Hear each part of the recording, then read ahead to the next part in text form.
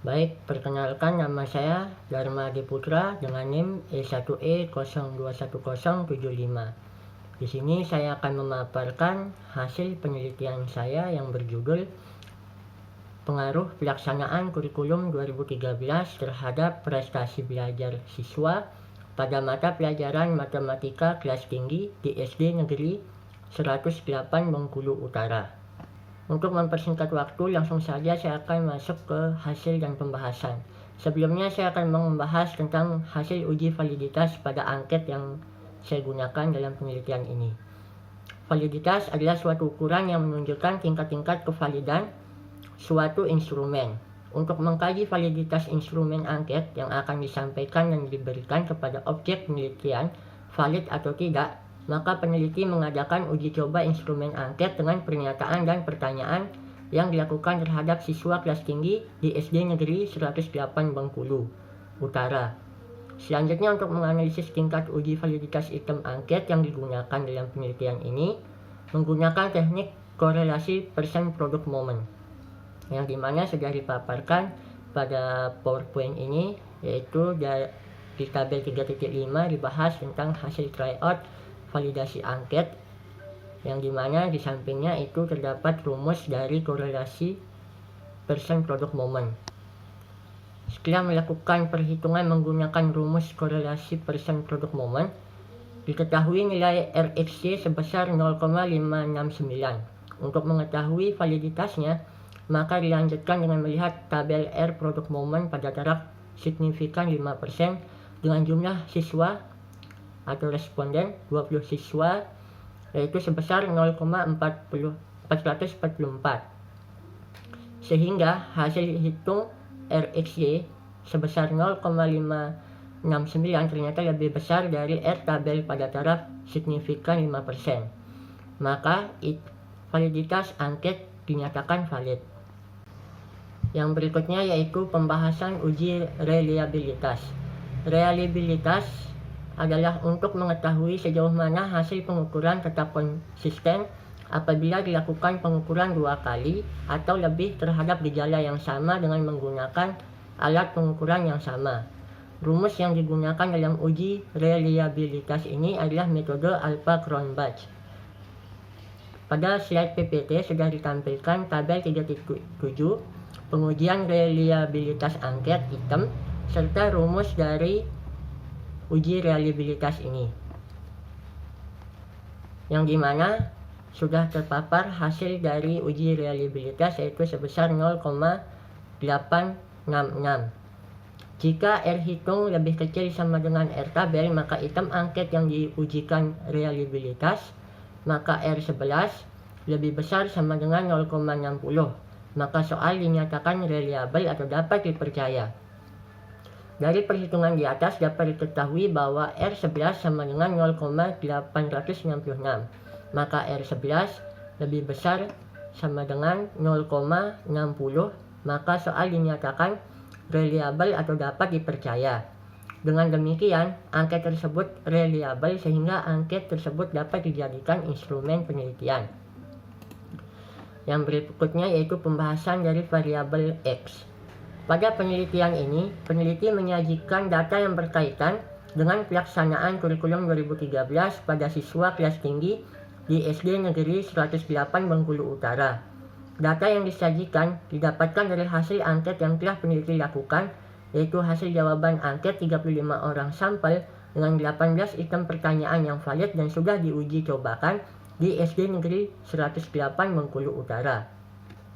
Di sini sudah dipaparkan tabel dari data angket pelaksanaan kurikulum 2013 dengan jumlah atau sigma frekuensinya yaitu sebesar 35, kemudian sigma gabungan Fx-nya yaitu 1991, sigma X pangkat 2-nya 59.597,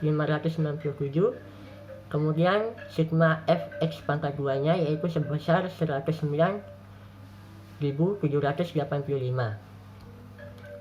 Setelah mencari hasil skor angket untuk mengetahui pengaruhnya, maka selanjutnya adalah mencari nilai rata-rata atau mean, standar deviasi, dan menentukan kriteria TSR atau tinggi, sedang, dan rendah. Pada slide PPT sudah ditampilkan, yaitu hasil nilai rata-rata yang ditemukan yaitu sebesar 55,74. Kemudian standar deviasinya yaitu sebesar 5,42. Untuk kriteria TSR-nya dikatakan tinggi apabila memenuhi nilai 61,16 ke atas, kemudian sedang itu nilainya 61,16 sampai dengan 50,32, dan untuk nilai rendah nilainya 50,32 ke bawah. Di sini juga berdasarkan data di atas, skor pelaksanaan kurikulum 2013 pada siswa kelas tinggi di SD Negeri 108 Bengkulu Utara sebagai berikut. Di sini sudah dipaparkan tabel kategori kriteria TSR dalam bentuk presentase variabel X.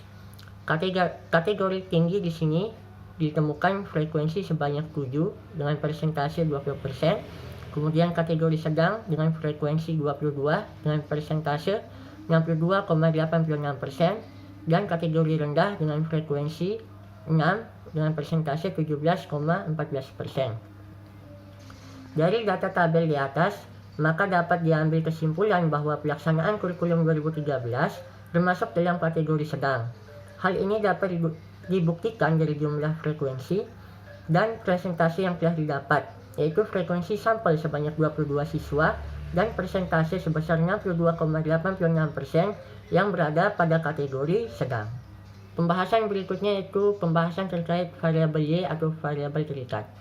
Pada variabel terikat yang di sini merupakan data dari prestasi belajar, peneliti menyajikan data yang erat kaitannya dengan prestasi belajar, yaitu diambil dari hasil belajar pada nilai rapot pelajaran matematika siswa di semester genap kelas tinggi tahun ajaran 2019-2020 di SD Negeri 108 Bengkulu Utara. Berikut sudah dipaparkan terkait tabel dari data prestasi belajar siswa variabel Y. Di sini sigma frekuensinya yaitu 35, kemudian sigma fx-nya 2795, kemudian sigma x pangkat 2 yaitu sebesar 111.729, kemudian sigma fx pangkat 2-nya sebesar 224.275.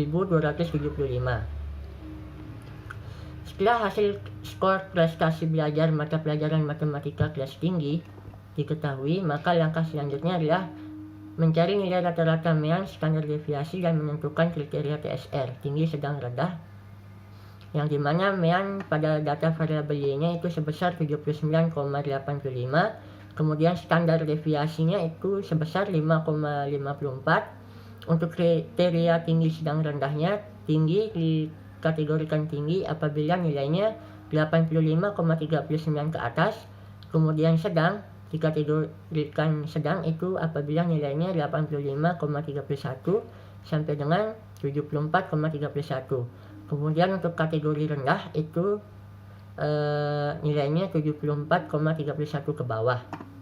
Dari data tabel di atas, maka dapat diambil kesimpulan bahwa prestasi belajar siswa pada mata pelajaran matematika kelas tinggi termasuk dalam kategori sedang. Bisa dilihat pada tabel 4.9 kategori kriteria TSR dalam bentuk presentase variabel Y, yang dimana kategori tinggi frekuensinya itu ada 6 dengan presentase 17,14%, kemudian kategori sedang itu frekuensinya 25 dengan presentase 71,42%, dan untuk kategori rendah itu frekuensinya 4 dengan presentase 11,42%. Hal ini dapat dibuktikan dari jumlah frekuensi yang sudah tertera pada tabel, yaitu frekuensi sampel sebanyak 25% siswa dan persentasenya sebesar 71,42% yang berada pada kategori sedang.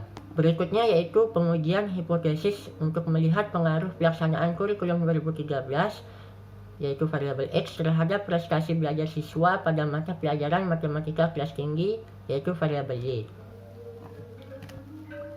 Pada pengujian hipotesis ini bertujuan untuk mengetahui ada tidaknya pengaruh pelaksanaan kurikulum 2013 variabel X terhadap prestasi belajar siswa variabel Y. Maka dapat menggunakan rumus regresi linear sederhana dengan rumus sebagai berikut.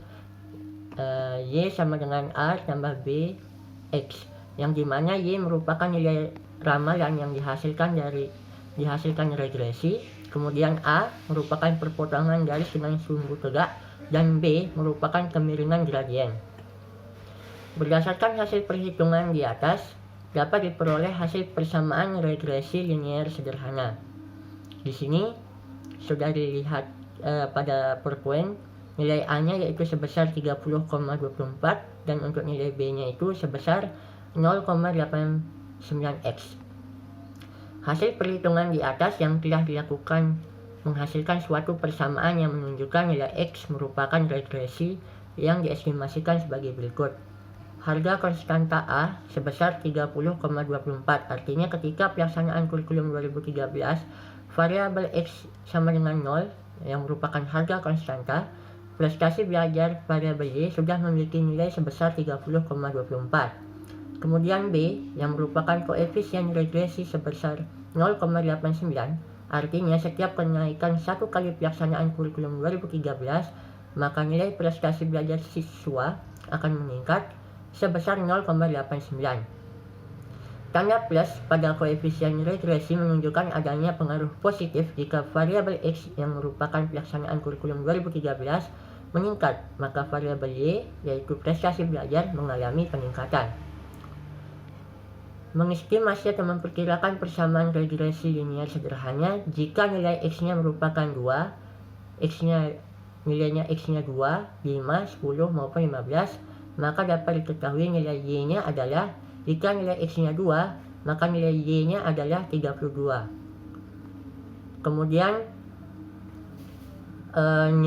jika nilai X-nya 5, maka nilai Y-nya merupakan 34,69. Jika nilai X-nya 10, maka nilai Y-nya hasilnya 39,14. Dan jika nilai X-nya 15, maka hasil Y-nya 43,59.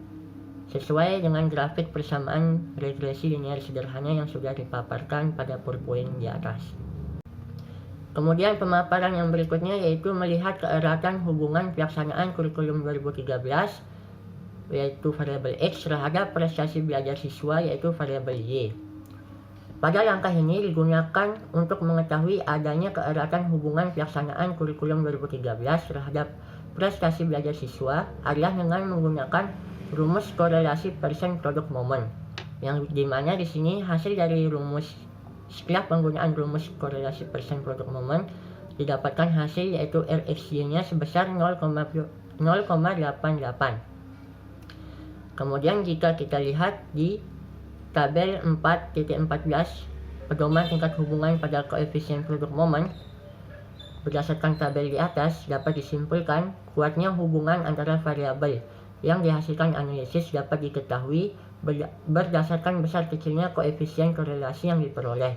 Kemudian berdasarkan hasil perhitungan korelasi produk momen di atas, nilai yang diperoleh tadi yaitu sebesar 0,88. Jadi dapat ditarik kesimpulan bahwa pengaruh pelaksanaan kurikulum 2013 terhadap prestasi belajar siswa memiliki hubungan yang sangat erat karena nilai RxY-nya mendekati positif 1, yaitu sangat kuat.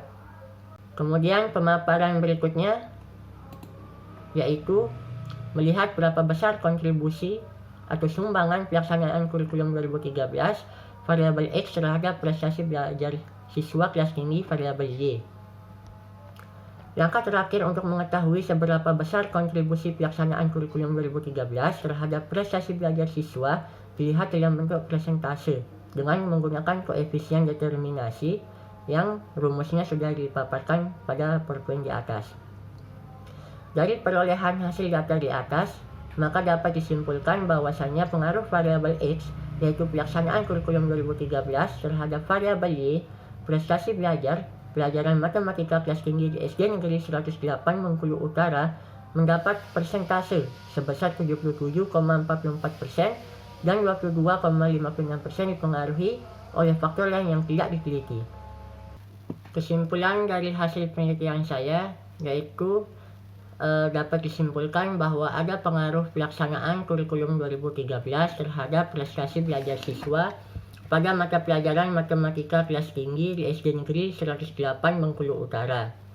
Hal ini dapat dibuktikan dengan hasil pada perhitungan uji hipotesis dengan menggunakan persamaan regresi linear sederhana dengan rumus Y sama dengan R tambah BX dengan hasil yang diperoleh yaitu 30,24 ditambah 0,89, yang artinya pada penelitian ini HA dinyatakan diterima dan HU atau H0 dinyatakan ditolak.